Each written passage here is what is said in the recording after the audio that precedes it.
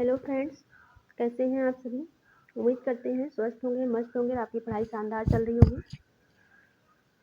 हम लोग जो घटना चक्र पुनरावलोकन की सीरीज देख रहे थे, उसमें ही हमारी नेक्स्ट सीरीज है। ये सीरीज नंबर 7 है। आइए देखते हैं। छोटा नागपुर पठार की सबसे ऊंची चोटी कौन सी है? पारसनाथ है।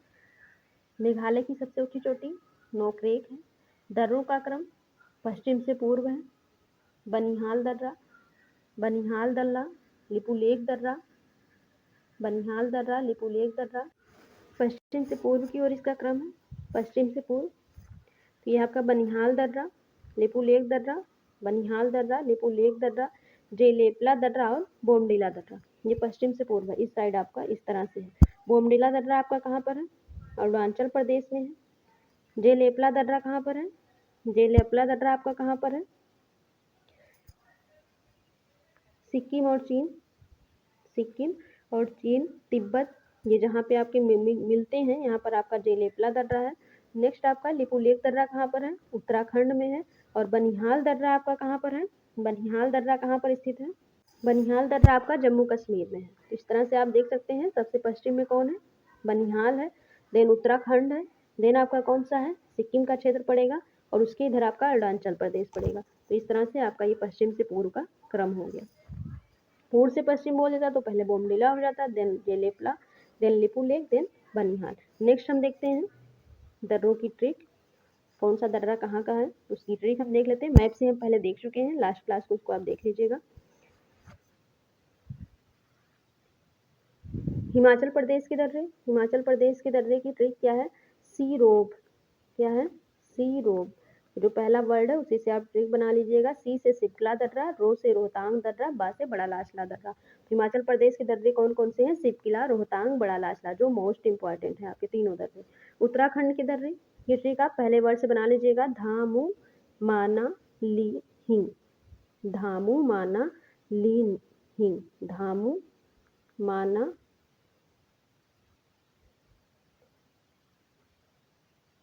धामू मानी, धामू मानी, ली, हिंग। धामू मानी, ली, हिंग। धामू मानी, ली, हिंग। ली, हिंग, ली, हिंग।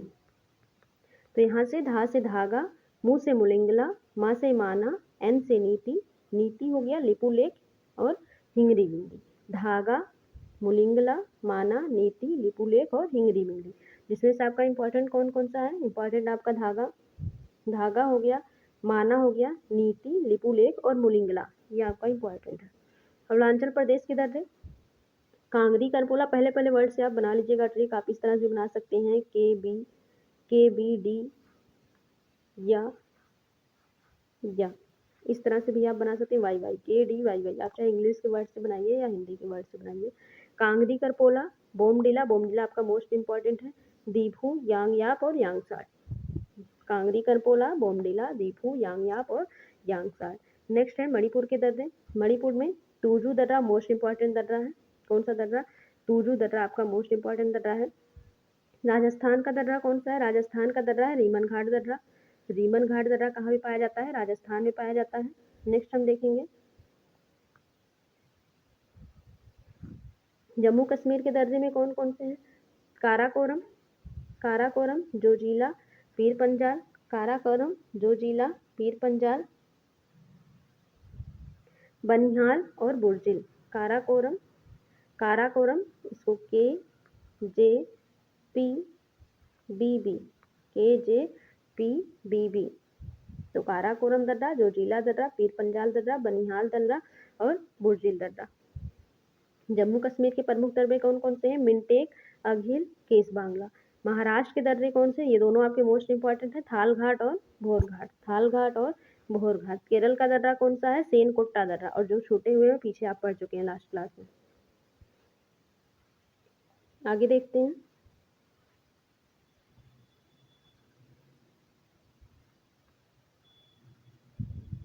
दंडकारण्य क्षेत्र कहाँ अवस्थित है? ये सब प्रीवियस ईयर के क्वेश्चन है, जो आपके यूपी पीसीएस हो गया, आरओ हो गया, यूपी पीसीएस, बिहार के सारे पीसीएस, स्टेट पीसीएस का और RO का कंबाइलेशन है पूरा। दंडकारण्य क्षेत्र कहाँ पर स्थित है? छत्तीसगढ़ और उड़ीसा में। दंडकारण्य क्षेत्र कहाँ स्थित है? छत्तीसगढ़ और उड़ीसा में। ये आपके छत्तीसगढ़ में पड़ता है और उड़ीसा में भी पड़ता है आपका दंडकारण्य का क्षेत्र। नीचे उसके कौन सा है? बस्तर का पठार है। नीचे कौन सा है? बस्तर का पठार है। हिमालय की चोटी, हिमालय के बारे में आप पीछे पढ़ चुके हैं। तमिलनाडु राज्य का सबसे ऊंचा पर्वत शिखर कौन सा है? दोदा बेटा है, ये भी आप पढ़ चुके हैं। कुछ क्वेश्चन ऐसे रिवीजन होते रहेंगे जिससे आपकी तैयारी और बेहतर हो जाएगी। गारो खासी जयंतियाँ पहाड़ियाँ किसका भाग है? तो गारो खासी जयंतियाँ जो हैं ये पहाड़ियाँ पाई कहाँ जाती हैं? मेघालय में पाई जाती हैं। मेघालय किसका भाग है?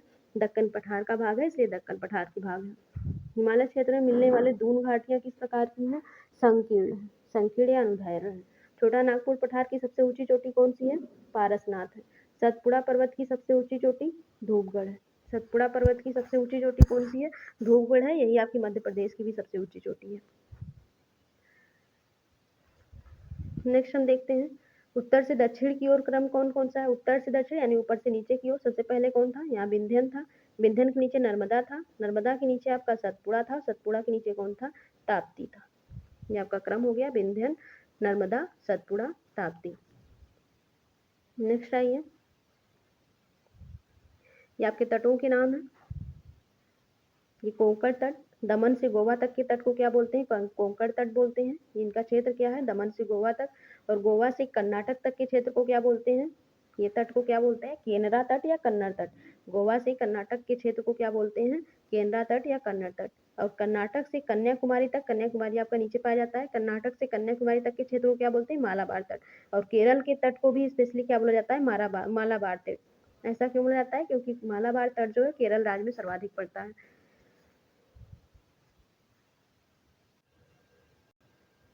नेक्स्ट देखिए, इधर साइड आप देखेंगे पश्चिमी तट था। और पश्चिमी तट में आप इस तरह से भी क्वेश्चन पूछा जाता है कि भारत के पश्चिमी तट का उत्तरी बिंदु पर उत्तरी तट कौन सा है? तो कोंकण तट आएगा। और दक्षिणी पूछा जाएगा तो मालाबार तट बोला जाएगा। नेक्स्ट आप आ जाइए पूर्वी लाइन पे, पूर्वी तट पे आ जाइए। तो इधर आपका यहाँ पे गोदावरी का मुहाना है, इधर आपका कृष्णा नदी का मुहाना है।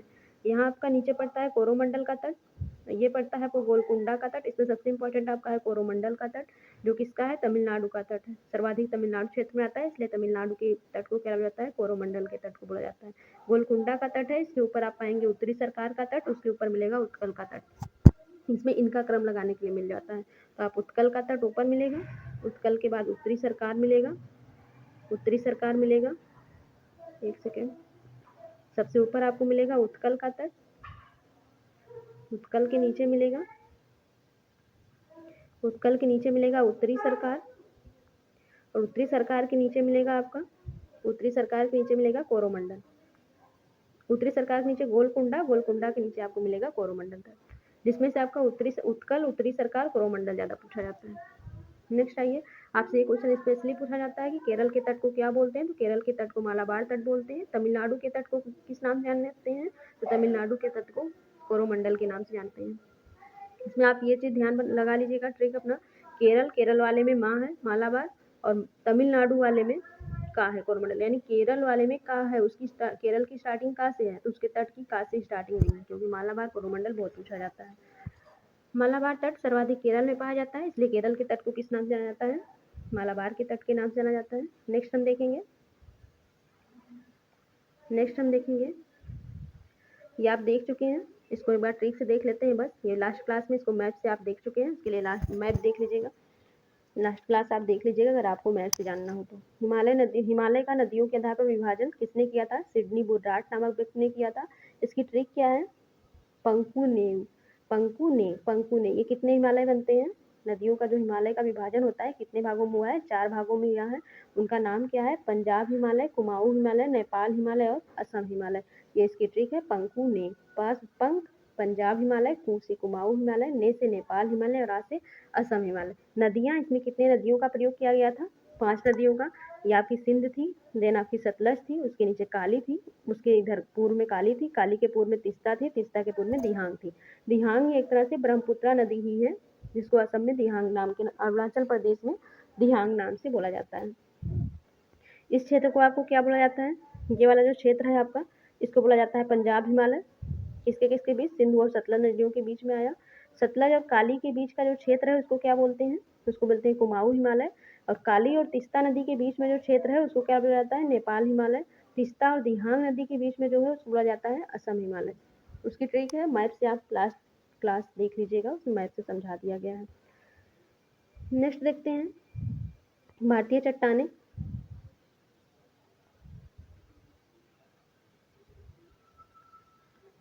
भारतीय चट्टानें ये भी लास्ट क्लास में आपको पढ़ाया जा चुका है डिटेल्स, बस यहाँ पे आपको ट्रिक मिल रही है इस क्लास में। इसमें क्या है, इसकी ट्रिक क्या थी, अधाकु बिंगोट टर्सरी क्वार्टरनरी। ट्रिक क्या थी, अधाकु बिंगोट टर्सरी क्वार्टरनरी। आ से अर्कियन क्रम की चट्टान, टोटल 8 प्रकार की है भारतीय चट्टानें। देन धारवाड़ क्रम की चट्टान, then Cuddapah, then Vindhyan, Gondwana, Deccan, then tertiary और सबसे नवीनतम है क्वार्टरनरी। पूछा जाएगा सबसे पुरातन कौन सी है, तो आर्कियन क्रम की चट्टान सबसे पुरातन है और क्वार्टरनरी क्रम की चट्टान सबसे नवीनतम है।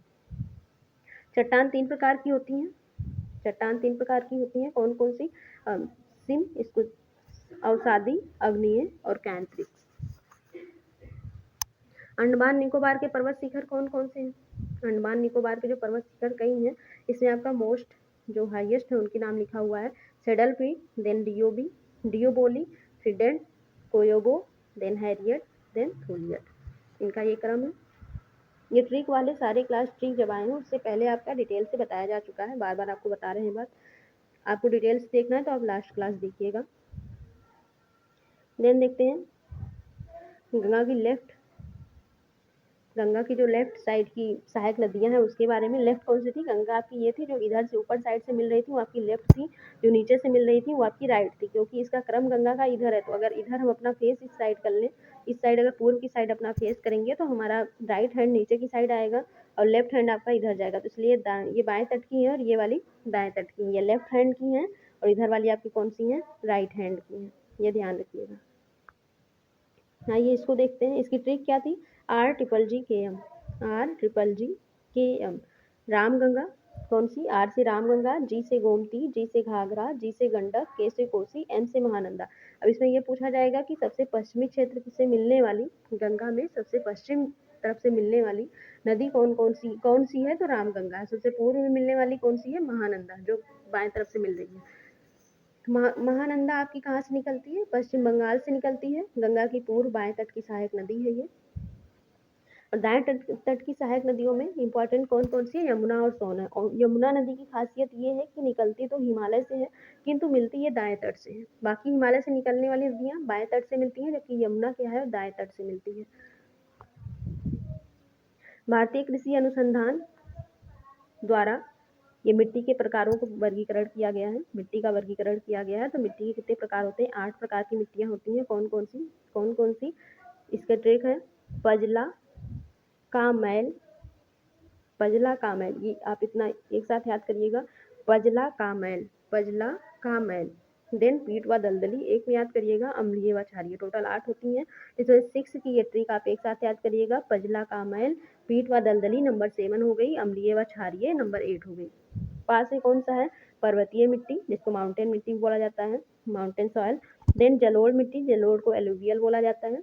देन लाल मिट्टी, ला से लाल मिट्टी, का से काली मिट्टी, ल से लेटेराइट मिट्टी, म से मरुस्थलीय मिट्टी। ये 6 ये हो गई। 7 हो गई पीट व दलदलीय मिट्टी, 8 हो गई अम्लीय व क्षारीय मिट्टी। पर्वतियों को माउंटेन सॉइल बोलते हैं, जलोढ़ का एलुवियल सॉइल, जो ये मोस्ट इंपॉर्टेंट, सबसे ज़्यादा एग्जाम में ये, और ये काली मिट्टी, ये दोनों सर्वाधिक पूछी जाती हैं। और लाल मिट्टी में ये क्वेश्चन पूछा जाता है कि इसका कलर रेड क्यों है, तो हम आगे भी देखेंगे। लेटेराइट मिट्टी हो गई, मरुस्थलीय मिट्टी हो गई, और कौन सी हो गई, पीट व दलदली, अम्लीय व क्षारीय। नेक्स्ट हम देखते हैं, अभी हमने क्या पढ़ा था कि सिक्किम में जो है कौन सा ग्लेशियर पाया जाता है, जेमू ग्लेशियर। और जेमू ग्लेशियर से कौन सी नदी निकलती है, तो जेमू ग्लेशियर से हमारी तीस्ता नदी निकलती है, जो ब्रह्मपुत्रा की क्या है, सहायक नदी है। मृदा में अम्लीय व क्षारीय मृदा की विशेषता पढ़ लीजिए, बाकी मिट्टी के बारे में पढ़ाया जाएगा, लेकिन यहाँ अम्लीय और क्षारीय को देख लीजिए आप। मृदा अभिक्रिया जो होती है, मृदा जो क्रिया करती है, मृदा में क्या होती है, एक अम्लीय मिट्टी होती है और एक क्षारीय मिट्टी होती है। मिट्टी की अम्लता और क्षारीयता प्रकृति पर निर्भर करती है या उसकी अभिक्रिया, मिट्टी की अभिक्रिया करने की जो दर होती है वो किस पे निर्भर करती है, क्षारीय व अम्लीय प्रकृति पर निर्भर करती है। मिट्टी अम्लीय कब होगी, जब इसमें हाइड्रोजन आयनों की मात्रा अधिक होगी तो वो अम्लीय कहलाएगी। और क्षारीय कब होगी? जब उसमें पोटेशियम और सोडियम ऋण आयनों की मात्रा, यहाँ ध्यान रखिएगा आयनों की मात्रा यस प्लस होता है इसलिए उसमें धन आयन रहते हैं, और पोटेशियम और सोडियम पे निगेटिव चार्ज रहता है, Na माइनस होता है। पोटेशियम, अब ये माइनस प्लस का जो है वो केमिस्ट्री में हम देख लेंगे। पोटेशियम और सोडियम ऋण आयनों की मात्रा अधिक होगी तो उनकी प्रकृति कैसी होगी? क्षारीय होगी। मृदा क्रिया जो होती है पीएच मान पर निर्भर करती है, पीएच मान यानी अम्लीय व क्षारीय प्रकृति पर निर्भर करती है। आगे हम देखते हैं पीएच मान कम होने पर क्या होता है? अम्लीय होता है। पीएच मान ज़्यादा होने पर क्या होता है? क्षारीय होता है। ये जो सोरेनसन ने स्केल बताई थी, पीएच स्केल बताई थी, इसमें यहाँ 0 बताया गया था, इधर साइड जो आपके थे सॉरी यहाँ 7 था, बीच में आपका क्या था? 7 था। एक मिनट, बीच में आपका क्या था? जो सोरेनसन ने स्केल बताई थी उसमें यहाँ 7 था, तो जो 7 जिसकी 7 थी वो क्या थी? उदासीन मृदा थी। जिसकी पीएच वैल्यू 7 होती है वो क्या होती है? उदासीन मृदा होती है। और जिसकी पीएच से ये आपका उदासीन है, पीएच वाला आपका 7 वाला आपका उदासीन है, इधर आपका अम्लीय है और इधर आपका क्षारीय है। एक मिनट, हाँ उदासीन, इधर आपका उदासीन हो गया और इधर आपका क्या हो गया?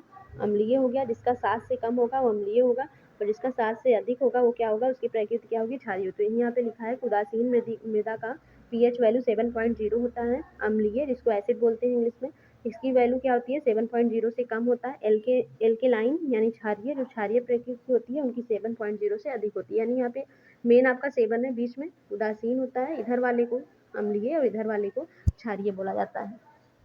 नेक्स्ट हम देखते हैं पौधों की जो वृद्धि के लिए पीएच वैल्यू सबसे इंपॉर्टेंट माना जाता है, यानी पौधे जहाँ ज़्यादा ग्रोथ करते हैं उसमें पीएच वैल्यू कितनी होनी चाहिए? 6.0 से 7.5 के बीच होता है। बीपीएससी में भी है, जो शिक्षक भर्ती चल रही है उसमें भी ये क्वेश्चन पूछा गया है। तो मिट्टी की जो पीएच वैल्यू होती है सर्वाधिक इंपॉर्टेंट कौन सी है? 6.0 से 7.5 के बीच। अधिक अम्लीय मिट्टी हो या अधिक क्षारीय मिट्टी हो हमारे लिए हानिकारक है। तो अधिक अम्लीय होने पर उनका बचाव उसमें क्या करना चाहिए? क्योंकि मात्रा को कम करने के लिए, अधिक अम्लीयता से छुटकारा पाने के लिए उसमें क्या मिलाना चाहिए? चूना मिलाना चाहिए। और अधिक क्षारीयता की मात्रा को कम करने के लिए उसमें क्या मिलाना चाहिए? जिप्सम मिलाना चाहिए। क्या मिलाना चाहिए? जिप्सम मिलाना चाहिए। अब इसको देखिए हमने एक ट्रिक से याद किया था, क्योंकि बार बार एक कन्फ्यूजन होती थी कि अम्लीय की मात्रा को कम करने के लिए जिप्सम मिलाया जाएगा या क्षार की मात्रा को कम करने के लिए। तो हम ये याद रखे थे कि जो लोग चूना ज़्यादा खाते हैं, चूना मतलब ये धूम्रपान वाले, तो चूना उनको धीरे धीरे अम्ल पड़ जाती है इन चीज़ों की। तो चूना की मात्रा, चूना यूज हम कब करते हैं? अम्ल की मात्रा को कम करने के लिए। चूना अम्ल, चूना की क्या पड़ती है? अम्ल पड़ती है, इसलिए अम्ल में चूना का यूज करेंगे। बाकी क्षारीय के लिए जिप्सम का यूज। अब एक ही बचा, क्योंकि एक क्लियर हो गया कि चूना का प्रयोग किसमें करते हैं? अम्लीयता की मात्रा को कम करने के लिए। तो देन बचा जिप्सम। चूना और जिप्सम दो में कन्फ्यूजन पहले बहुत होती थी। एक अच्छी मिट्टी की पीएच वैल्यू अभी आपने देखा क्या होती है? 6.0 से 7.5 के बीच होती है। नेक्स्ट हम देखते हैं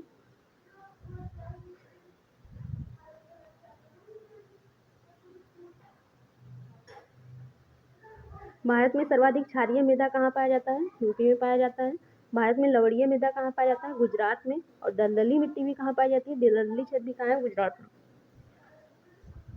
और बंगाल टाइगर जो है पश्चिम बंगाल की विशेषता है, ये आप देख लीजिए। क्षारीय मृदा यूपी में पाया जा रहा है, लवणीय कहाँ? गुजरात में। और दलदली भी कहाँ पर? गुजरात में, क्योंकि ये साइड वाले क्षेत्र हैं आपके गुजरात। नेक्स्ट आते हैं, यदि आपको क्लास और हमारी ट्रिक अच्छी लग रही हो तो प्लीज़ चैनल को लाइक शेयर एंड सब्सक्राइब करें। नेक्स्ट हम देखते हैं अम्लीय मिट्टी में क्या अधिक मात्रा में होता है? टी कल्टीवेशन यानी चाय की बागान जो होती है, चाय की फसल जो है की उत्पादकता सर्वाधिक होती है अम्लीय मिट्टी में। मृदा संगठन होता है, मृदा जो बनी होती है हमारी 5 चीज़ों से, 5 तत्वों से मिलकर बनी हुई है। 5 तत्व कौन कौन से हैं? खनिज पदार्थ है, फिर ह्यूमस तथा कार्बनिक पदार्थ है, मृदा जल है, मृदा वायु है, सूक्ष्म जीव है। सूक्ष्म जीव यानी कवक व जीवाणु। अब इसमें खनिज पदार्थ की मात्रा कितनी होती है? 40 से 45% होती है। ह्यूमस की मात्रा 5 से 10% होती है। मृदा जल की मात्रा 25% और मृदा वायु की मात्रा कितनी होती है? 25%। नेक्स्ट आते हैं मृदा परिच्छेदिका। मृदा परिच्छेदिका, इसमें देखिए ऊपर वाली क्या होती है? शीर्ष मृदा होती है। शीर्ष मृदा जिसको हम ओ संस्तर के नाम से आते हैं। हमारे पास ये देखिए आपके 5 संस्तर हैं। कौन कौन से? जीरो संस्तर, ए संस्तर, बी संस्तर, सी संस्तर, देन डी संस्तर। सबसे नीचे आपकी कौन सी है? डी वाली है। डी वाले में क्या होता है? बेकार चट्टानें पाई जाती हैं। सी और डी जो है इसमें बेकार चट्टानें पाई जाती हैं, दोनों में, सी और डी में, नीचे वाली जो दो हैं उसमें बेकार चट्टानें पाई जाती हैं। अब आपका ये बचा कौन सा? ए और बी। ए वाली जो ऊपर वाली जो जीरो है सबसे इंपॉर्टेंट है, ये शीर्ष मृदा, ये है शीर्ष मृदा है। नीचे वाले को बोलते हैं उप मृदा, और इसको भी आपका उप मृदा आप बोल सकते हैं। यानी 5 भागों में बांटा गया है। कौन कौन सी मृदा परिच्छेदिका को? जीरो, ए, बी, सी, देन डी। जीरो को ओ भी आप बोल सकते हैं। ओ संस्था जो होता है उपजाऊ होता है, सबसे उपजाऊ होता है, क्योंकि ये सबसे ऊपर पाया जाता है। पेड़ पौधे फसलें इसी मिट्टी में होती हैं, जो जिनकी जड़ें बहुत ज़्यादा लंबी होती हैं वही यहाँ पहुँच पाती हैं, अदरवाइज यहीं पे पाई जाती हैं। ए संस्था, आगे उसी की विशेषता देख लीजिए। जो ए संस्तर है इसमें ह्यूमस तथा वायु की मात्रा कम पाई जाती है। ह्यूमस तथा वायु की मात्रा कम पाई जाती है। सर्वाधिक उपजाऊ ऊपर वाली थी, जीरो जो थी। ए संस्तर में वायु, ह्यूमस तथा वायु की मात्रा कम पाई जाती है। बी संस्तर में इस परत तक लंबी जड़ों वाले जो पौधे होते हैं वही पहुंच पाती हैं, उन्हीं की जड़ें पहुंच पाती हैं। सी संस्तर में कोई भी जैविक क्रिया नहीं होती, क्योंकि उससे भी नीचे लंबी वाले जब बी तक पहुंच पाए तो उनके नीचे कौन पहुंचेगा? कोई नहीं पहुंच पाएगा, नहीं पौधों की जड़ें पहुंच पाती हैं। डी संस्तर, इस संस्तर में सिर्फ चट्टानें पाई जाती हैं। सी और डी में बेकार चट्टानें ही पाई जाती हैं। मिट्टी का निर्माण कैसे हुआ है? मिट्टी का निर्माण पृथ्वी के ऊपरी सतह के टूटने और फूटने से होता है। अपर्दन कारक क्या है? अपर्दन कारक, इसको हम नेक्स्ट क्लास में देख लेंगे इसके आगे। Thanks for watching. Please channel को लाइक, शेयर एंड सब्सक्राइब करें। आपकी एक लाइक से, एक सब्सक्राइब से हमें मोटिवेशन मिलता है नेक्स्ट वीडियो और अच्छी तरीके से बनाने के लिए। Thank you, bye bye.